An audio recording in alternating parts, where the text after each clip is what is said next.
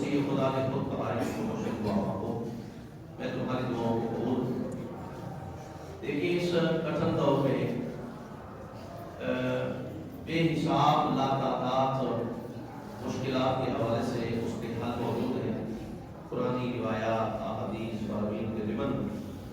لیکن اس کو ہم مثلا 4-5 جمعوں سے مسلسل ہم پیش کر رہے ہیں، بیان کر رہے ہیں۔ اگر انسان اسی دعا کو ہی پکڑ لے تو اس دعا سے بھی تقریباً مسائل حل ہو جاتے ہیں۔ پہلی چیز جو میں نے تقریباً پہلے جمعے میں بیان کی تھی کہ دعا ہمیں خداوند عالم سے مانگنی ہے، دعا وہی قبول فرماتا ہے۔ اور پھر ایک دو جمعوں کے چل کے آگے میں نے جملہ کیا تھا کہ اگر دعا مانگتے ہوئے کسی سے کوئی کام کرانا ہے آپ نے اور اس کام کے حوالے سے صلوات بلند پڑھیں،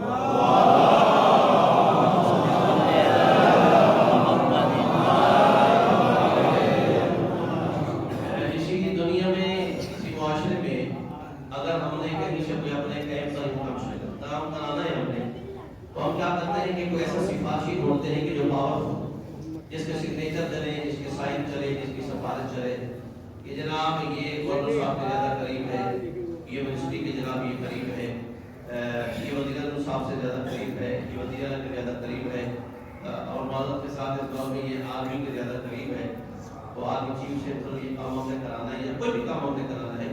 تو ہم یہ چاہتے ہیں کہ کوئی ایسا ایک ذریعہ ہونا چاہیے، ایک سبب ہونا چاہیے جس کو اسلامی لفظ میں وسیلہ کہا جاتا ہے کہ وسیلہ اگر پاورفل ہو تو انسان کا کام ہو جاتا ہے۔ تو یہی دنیا داری کو ہم تھوڑا سا اگر دینداری میں یہ رکھ کے ہم دیکھتے ہیں کہ اگر ہم چاہتے ہیں کہ ہماری دعا قبول ہو جائے، بات کا الہی میں مستجاب ہو جائے، تو ہمیں کوئی ایسا پاورفل راستہ، ایسی پاورفل ذات، ایسی ہستی ہمیں ڈھونڈنا پڑے گی کہ جن کی بات وہاں سنی جاتی، جن کی بات کو ہماری جاتی ہو۔ تو میں نے یاد کیا تھا پولیس کا جمعے اور شفی بس کا جمعے میں کہ وہ ہے محمد و آل محمد علیہ السلام۔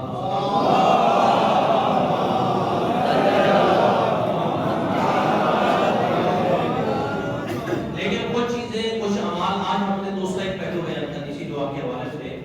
کہ بلا ہمیں دوسرا پہلو بیان کرنا ہے کہ یہ دعائیں ہماری جو قبول نہیں ہوتی وہ کون سے عوامل ہیں، وہ کون سے معاملات ہیں، وہ کون سی وجوہات ہیں کہ ہماری دعائیں جو ہیں ان میں رکاوٹ آتی ہے، قبول نہیں ہوتی، جلدی قبول نہیں ہوتی ہے، بات الہی میں مستجاب نہیں ہوتی ہے، وہ جو ہم دیکھتے ہیں وہ کیا چیز ہے۔ تو اس حوالے سے ایک سوال بلند آواز سے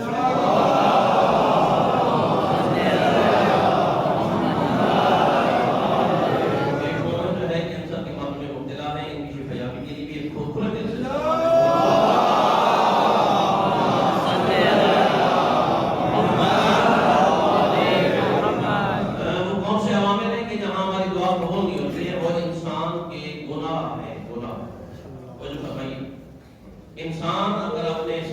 گناہوں کی جانب متوجہ ہو جائے، دیکھیں اس اگر میں دعا کو پھیلاؤں تو یقین جانی پوری زندگی میں تھوڑی ہوگی، یہ دعا سے ریلیٹ جتنی چیزیں آتی جائیں گی وہ ساری اسی میں آ جاتی ہیں کہ اگر تصحیح کریں گے تو دعا قبول ہو جائے گی، اور اگر ان کی تصحیح نہیں کریں گے تو دعا رد ہو جائے گی، دعا کا الہی مستجاب ہی نہیں۔ تو انسان کے جو گناہ ہیں وہ گناہ جو ہیں انسان کے ایسی چیزیں ہیں کہ دعا سے رکاوٹ بن جاتے ہیں۔ میں نے ایک آیت پیش کی تھی غالباً پچھلے جمعے میں، جس میں ارشاد ربانی ہے کہ ان الصلاۃ تنہی عن الفحشاء والمنکر، بے شک نماز جو ہے یہ روکتی ہے منکر اور بری باتوں سے، وَلَذِكْرُ اللَّهِ أَكْبَرُ، لیکن جو اللہ کا ذکر ہے وہ اس سے کہیں بلند ہے۔ وہی فرمائی نماز کو اللہ نے فرمایا کہ آپ کو برائی سے روکتی ہے، منکر باتوں سے روکتی ہے، ناپسندیدہ باتوں سے روکتی ہے، فحش باتوں سے روکتی ہے، بری باتوں سے روکتی ہے نماز، لیکن جو خدا کا ذکر ہے وہ اس سے بلند ہے۔ تو خدا کے ذکر میں پہلی چیز جو علماء نے تفسیر میں لکھی ہے کہ وہ خدا کے ذکر سے مراد یہ ہے کہ اللہ کا ذکر، توحید کا ذکر، یعنی یاد خدا، تسبیح خدا، توجہ فرمائیے۔ پھر تسبیح خدا میں بہترین چیز یہ ہے کہ اللہ کی بارگاہ میں گڑگڑانا، اللہ کی بارگاہ میں دعا مانگنا، یہ ایک ایسی چیز ہے کہ جو انسان کو کمال تک پہنچا دیتی ہے۔ اور یہ خدا کا ذکر جو ہے جب کہا کہ اس سے بلند ہے تو اس سے پہلی مراد چیز یہ ہے۔ دوسری چیز مراد یہ ہے کہ خدا کا ذکر جو ہے یعنی خدا کا ذکر خدا کے احکام کی بجا آوری کا نام بھی ہے۔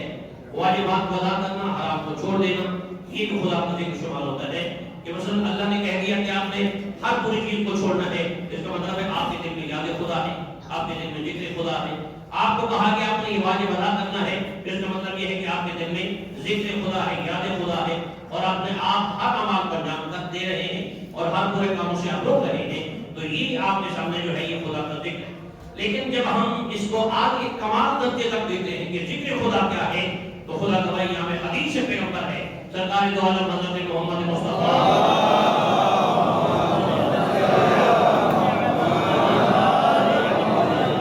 نبی نے ارشاد فرمایا کہ ذکر علی عبادت، کہ علی کا ذکر عبادت ہے، لأنه ذکرہ ذکری، چونکہ علی کا ذکر میرا ذکر ہے، وذکر ذکر ذکر اللہ، اور میرا ذکر جو ہے وہ اللہ کا ذکر ہے، وذکر اللہ عبادہ، اور اللہ کا ذکر عبادت ہے۔ یہ کڑی ہے، یہ سلسلہ ہے، یہ میں یوں بیان کرتا چلو جاؤں کہ اگر اہل بیت کے تحت کا جو ذکر ہے،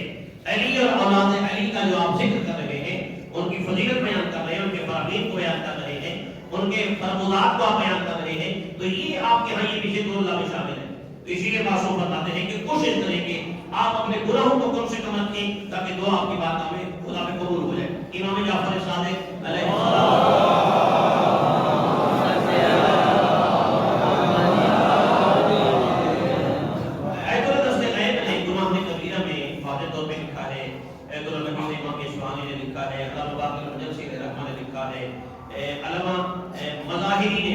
مظاہری نے بھی اپنی کتابوں میں لکھا ہے، یہ ایک جو روایت میں پڑھا ہوں تقریباً 20 کتابوں میں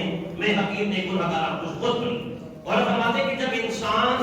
پیدا ہوتا ہے، دنیا میں آتا ہے، شکم عبادت سے دنیا میں قدم رکھتا ہے، تو وہ پاک ہوتا ہے گناہوں سے۔ ہم آپ نہیں کہہ دیتے ہیں کہ جناب یہ بچہ تو معصوم ہے، اور جو فرمائی ایک معصوم وہ ہے کہ جو 14 معصومین علیہ السلام، یہ وہ دعا نہیں ہے، لیکن معصوم سے مراد یہ ہے کہ گناہوں سے پاک ہے، اس نے ابھی کوئی گناہ سر انجام نہیں کیا، یہ گناہوں سے پاک ہے، یہ بچہ جو آ رہا ہے یہ معصوم۔ جب یہ گناہوں سے پاک ہے تو میرے مولا فرماتے ہیں انسان کی بوقت ولادت اس کے دل کے اوپر ایک سفید دھبا ہوتا ہے کہ جو اس کی دلیل ہے کہ یہ گناہوں سے پاک ہے، ابھی اس نے کوئی گناہ کیا ہی نہیں۔ لیکن جیسے جیسے وہ آگے بڑھتا ہے، جوانی میں قدم رکھتا ہے، پھر گناہ کرنے لگ جاتا ہے، پھر گناہ پہ گناہ کرنے لگ جاتا ہے، تو جو سفید دھبا جو دل کا ہوتا ہے آہستہ آہستہ وہ کالا ہوتا جاتا ہے۔ پھر مولا فرماتے ہیں بالکل وہ بچہ جب سیاہ ہو جاتا ہے تو وہ گناہوں میں غرق ہو جاتا ہے، گناہوں میں گر جاتا ہے، اور اس کی ایسی ایک کنڈیشن، ایسی ایک سچویشن جو تاریخ اسلام نے بتائی ہے وہ یہ ہو جاتی ہے کہ اگر دل کا دھبا سیاہ ہو جائے تو کسی قرآن کی آیت کا بھی اثر نہیں ہوتا، نبی کے فرمان کا بھی اثر نہیں ہوتا، معصوم کے فرمان کا بھی کوئی اثر نہیں ہوتا ہے،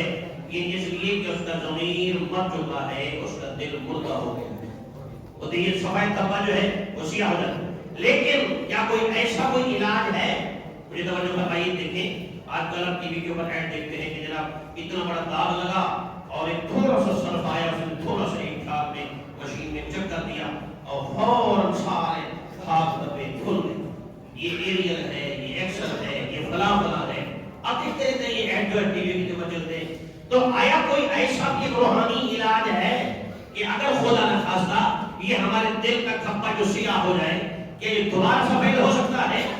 تو میرے امام صاحب فرماتے ہیں ہاں یہ دوبارہ سفید ہو سکتا ہے، اور وہ کیسے؟ امام نے فرمایا اس میں کمال نام کا میں لفظ لے رہا ہوں، صرف ہے، اس صرف کا نام ہے توبہ، اور توبہ کا جو صرف ہے وہ 800-900 روپے کلو نہیں ملے گا،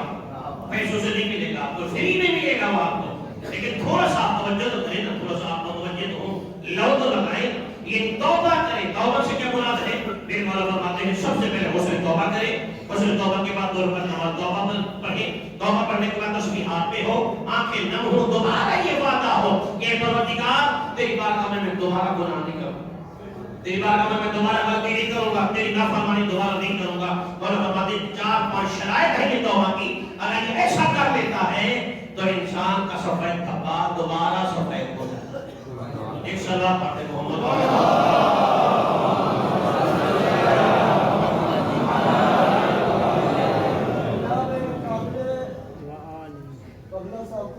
آپ کی جذبات کو مد نظر رکھتے ہوئے میں ایک اشعار پیش کرتا ہوں۔ میرا اشعار کا عنوان یزید کے لعنت بیچنا۔ قسمت کا وہ مرتا ہے طہارت کی امیر ہے، قسمت کا وہ مرتا ہے طہارت کی امیر ہے، حیدر کی حرم پاک رسالت کی ضمیر ہے۔ مادر حسنین کے کونین کے وارث، مادر حسنین کے کونین کے وارث، ثانی کونین کے زہرا کے نہیں۔ خبیث فکر کا حامل یزید لعنتی ہے، خبیث فکر کا حامل یزید لعنتی ہے، جناب زہرا کا دشمن مجید لعنتی ہے۔ برائے خوشنودی جناب حضرت امام حسن مجتبیٰ سبز و شباب، ان کے اسرار پہ دیگر خاندان بنی ہاشم، کربلا کے جان نثار 72 شہدائے کربلا پہ، دیگر ہمارے علماء کرام اور تمام نمازیوں کی، مرحومین کی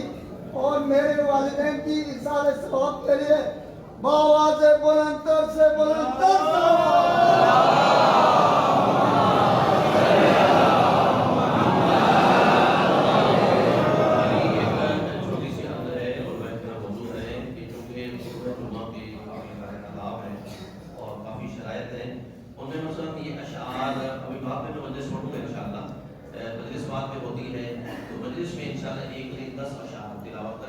خوشی ہوگی، لیکن میری گزارش ہے کہ اس میں خطبہ جمعہ میں اشعار سے اجتناب کیا جائے تو ایک سلوات کے دو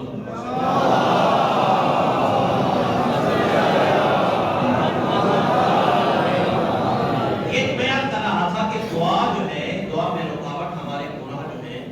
یہ دعا میں ایک بڑی رکاوٹ بن جاتی ہے۔ اگر گناہ ہٹ جائے تو دعا بات ہے علاج میں قبول ہو جاتا ہے۔ تو جو فرمائے میں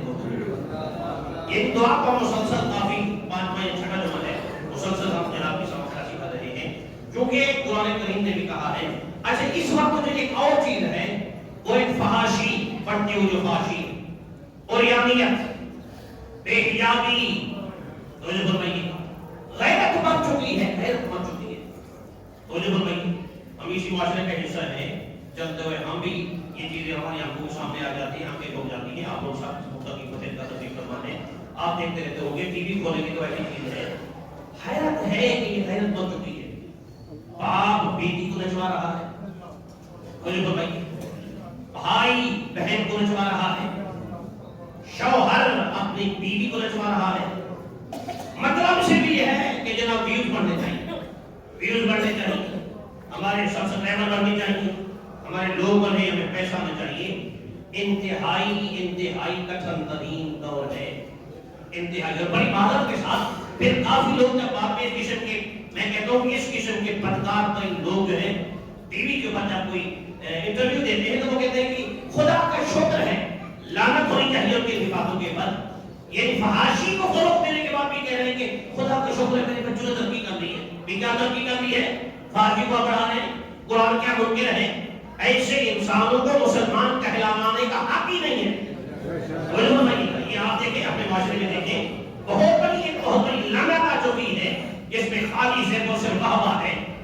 اور اس میں بس مطلب یہ ہے کہ پیسہ آنا چاہیے، حلال سے آئے، حرام سے آئے، غیرت کو نیلام کر کے آئے، بے حیائی کو فروغ دے کے آئے، یہ معاشرے کو تباہ کر کے پیسہ آئے تو ہمارے صرف پیسہ رکھا ہے، بس اس کے علاوہ کچھ بھی نہیں۔ توجہ فرمائیں گے، جب یہ معیار ہوگا تو پھر قرآن کا احترام گیا،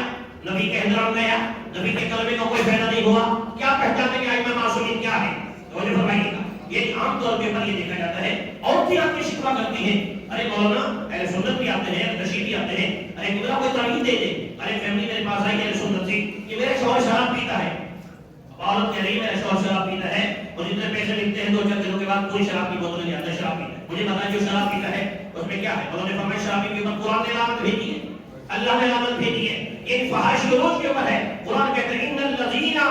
یحبون الفاحش ان تشیع الفاحش، فرماتے وہ لوگ کہ جو فاحشات یعنی بری باتوں، فحش باتوں کو، فحاشی کو ان سے محبت کرتے ہیں، وان تشیع الفاحش فی الذین آمنوا لهم، فرماتے ان لوگوں کے درمیان فحاشی کو پھیلا رہے ہیں کہ جو مومنین ہیں، جو صاحبان ایمان ہیں، مومنوں کے درمیان فحاشی پھیل رہی ہے، اور پھر میں اللہم عذاب علیم، ان کے لیے دردناک عذاب ہے۔ کیا دعائیں قبول ہوں گی؟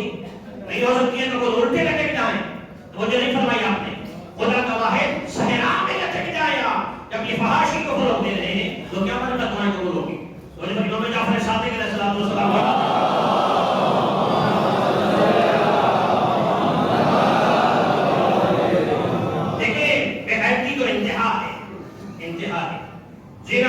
ایک برا گناہ ہے، لیکن فحاشی زنا سے بدتر ہے۔ اگر ایسے ہے نا، فحاشی کے بارے میں قرآن کریم میں روایات میں ایسے معصومین کے فتویٰ میں آیا ہے کہ جو فحاشی ہے یہ کیا ہے؟ زنا سے بدتر ہے۔ زنا کا تعلق ان دو بندوں سے ہوتا ہے، مرد اور عورت سے ہوتا ہے، لیکن یہ فحاشی ہے، یہ فروغ مل رہا ہے، پھیل رہی ہے معاشرے میں، سے معاشرہ تباہ ہو رہا ہے۔ وہاں دو افراد تباہ ہو رہے تھے اور یہ معاشرہ تباہ ہو رہا ہے۔ جب معاشرہ تباہ ہو رہا ہے تو پھر گناہ ہی گناہ ہے، ساری چیزیں بیٹھ پڑتی چلی جا رہی ہیں۔ ہم کہتے ہیں نہیں کوئی مسئلہ نہیں ہے، خدا کا شکر ہوا۔ ایک بات میں سن رہا تھا پنجابی آدمی کے انٹرویو کو سن رہا تھا، اس کے بندے کا، انہوں نے کہا دیکھیں آپ کے فلاں نے، میں نام نہیں کہتا ہوں کہ فلاں نے تحقیق کر لی ہے، تو وہ باپ کہہ رہا ہے بیٹی کے بارے میں جو فحاشی پھیلا رہے، خدا کا شکر ہوا، لعنت ہونی چاہیے ایسے آدمی کے خلاف۔ یہ کون سا خدا کا شکر ہے کہ آپ اللہ کے دین کو پامال کر رہے ہیں، دین کو تباہ برباد کر رہے ہیں۔ چھٹے امام کے پاس ایک بندہ ہے، اس نے کہا مولا میرے گھر میں گانا نہیں چلتا، میرے گھر میں موسیقی نہیں چلتی ہے، اور میرے گھر میں ہمیشہ نماز قرآن سب چیزیں چلتی ہیں، لیکن مولا ایک چیز ایسی ہے کہ جو میرے کانوں میں پہنچتی ہے۔ مولا نے فرمایا وہ کیا؟ کہا مولا میں جب اپنے واش روم میں جاتا ہوں تو ساتھ والے ہمسائے کے گھر میں گانا بجتا ہے، موسیقی چلتی ہے، وہ آواز میرے کانوں میں آتی ہے۔ تو مولا نے فرمایا تجھے چاہیے تو اپنا گھر منتقل کر لے، اپنا گھر چھوڑ، کسی اور کو ہمسایہ بنا۔ یعنی جو آئمہ معصومین ہیں ہم ان کے پاس کہہ رہے ہیں، اور بڑی عبادت کے ساتھ یہ جملہ کہتے ہوئے مجھے کوئی ڈر نہیں ہے، خدا وارث ہے، کوئی ڈر نہیں ہے۔ ہم نکاح کی تقریبات میں بڑے شوق سے گانا بجاتے ہیں، شوق سے، مجھے فرمائیے کہ یہ شوق سے ہم گانا بجاتے ہیں اور کہتے ہیں کہ کیا کریں یار آپ کی شادی ہے نا، آج تو خیر بچوں کے بعد کوئی پابندی نہیں ہونی چاہیے۔ معصومین نے بھی ایسا کہا ہے، شادیاں تو اہل بیت اطہار نے بھی کی ہے نا، نہ بولے آپ، مجھے بولنے کی بلوانے کی ضرورت بھی نہیں ہے، لیکن سناٹا ہوگا تو بات میرے اپنے دل تک پہنچ جائے گی، دماغ تک، دل تک پہنچے گی۔ مجھے بتائیے گا کہ آئمہ معصومین نے بھی اپنے اولاد کی شادیاں کی ہیں، اپنے بیٹوں کی شادیاں کی ہیں، تو کیا اس زمانے میں بھی تو موسیقی تھی نا، وہ کہ جیسی تھی تو سی نا، لیکن اہل بیت اطہار نے تو نہیں کہا کہ آج کے خوشی کا دن ہے ہمارے بچوں کو آج آزاد چھوڑ دیں۔ بڑی معذرت کے ساتھ کتنی جگہوں پہ، بہت معذرت کے ساتھ کتنی جگہوں کے اوپر یعنی پروگرام کے جو باغیان ہوتے ہیں، بچے والے ہوتے ہیں، اگر کہیں ہم انہیں منع کر دینا کہ گانا نہیں بجائے اور شرع احترام کرتے ہیں، خدا کا شکر ہے کہ ہم ان انبیاء سے ہم دیکھتے رہے کہ جنہوں نے سینکڑوں سال تبلیغ کی ہے، چند لوگ مسلمان ہوئے تھے، لیکن فوراً احترام ہو جاتا ہے، دل میں فوراً ہوتا ہے کہ مولانا قدرت جلدی جلدی رخصت کریں، یہاں سے نکلے، اس کے بعد پھر ہم اپنی کارروائی شروع کرتے ہیں۔ تو یہ کون سا تھی؟ ایک سلوات بلند آواز سے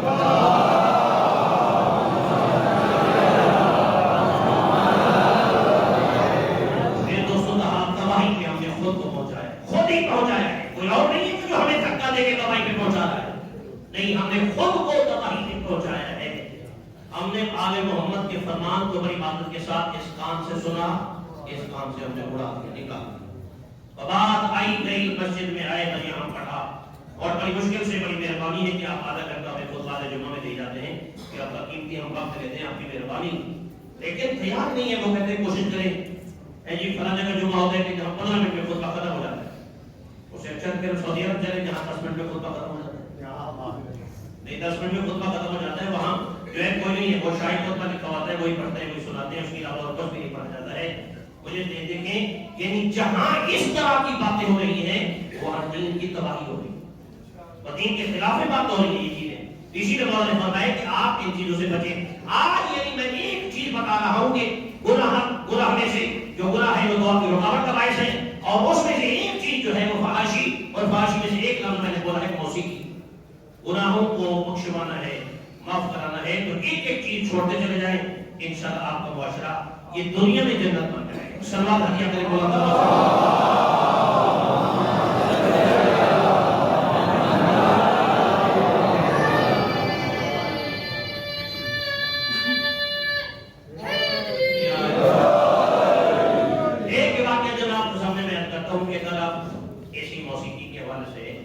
ایک بندہ ہے بشر،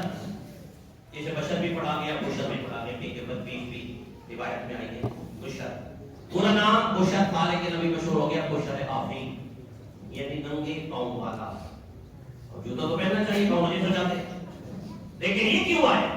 اور یہ بندہ جو ہے امام کا غلام بنا، اور ساتویں امام کا غلام بنا، ساتویں امام کو محب ہے، پہلے ہٹا ہوا تھا، پہلے شیطان کے راستے میں تھا، لیکن جب امام نے اس کے ضمیر کو چھوڑا پھر یہ رحمان کے راستے میں آیا. صرف رحمان کے راستے میں نہیں آیا, رحمان کے ساتھ ساتھ امام کے راستے میں گیا. امام اور رحمان کا راستہ کوئی جدا جدا نہیں ہے,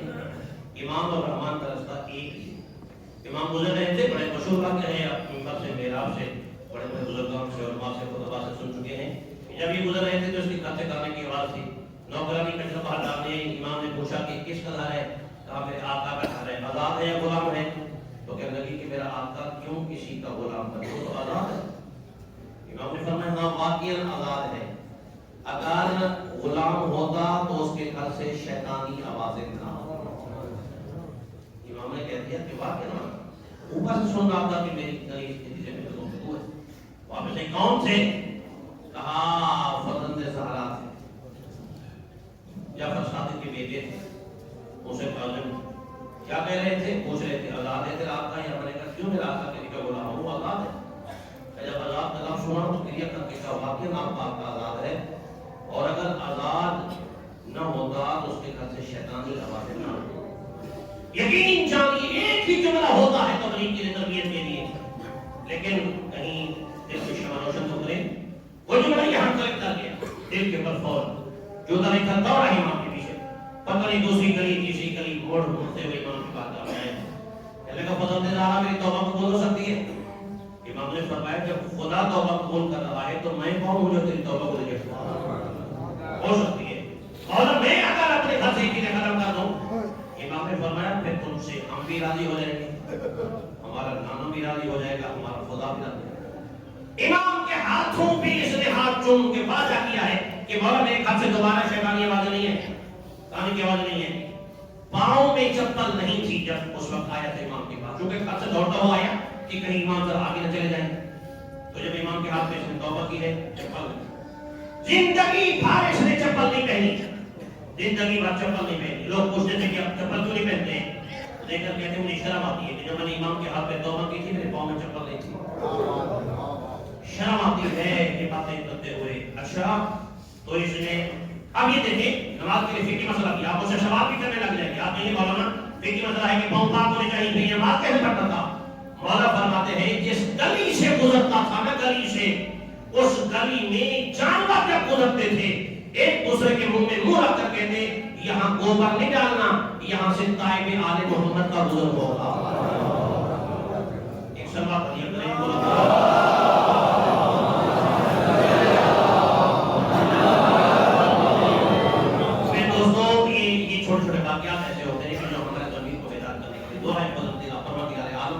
ہمارے معاشرے میں ان فحاشیوں کو برائیوں کو ختم کرنے کی باتیں ہمیں توفیق عطا فرمائے, اور میں سیرت آل محمد پڑھنے سمجھنے اور ہونے کی توفیق عطا فرمائے.